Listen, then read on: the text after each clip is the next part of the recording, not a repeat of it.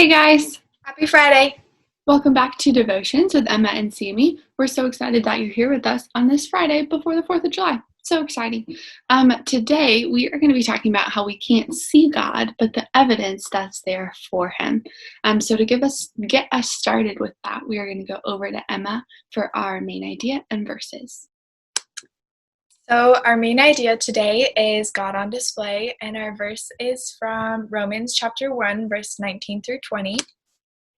They know the truth about God because He has made it obvious to them. For ever since the world was created, people have seen the earth and sky.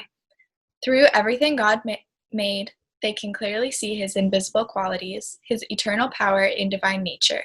So they have no excuse for not knowing God. That's our verse. Over to you, Sammy. Yes, thank you, Emma. So we cannot see God. That's just a fact. We can't see Him.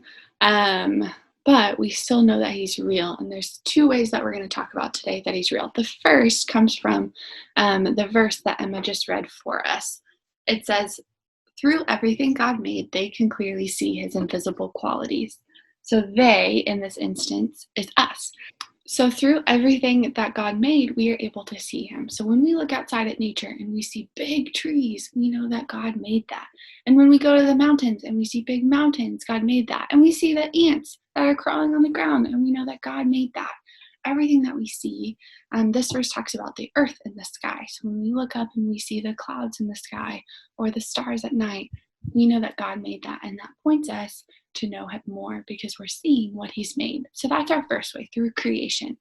Our second way that we see God is a little bit harder to understand, but it's something that's focused on our feelings. So to understand it a little better, if we were looking at this coffee cup and we said, okay, I want to know more about this coffee cup. Who made it? What's it for? What's its purpose? All of those are questions that we automatically ask when we want to know more about something. Those are the same questions that we kind of ask about ourselves. It may not be the same as what we're talking about a coffee cup, but we ask, who made us? How did we get here? And we ask, why are we here? What is our purpose? And all of those answers to those questions point us to God because we know that God made us. We know that He made us for Him and to love other people.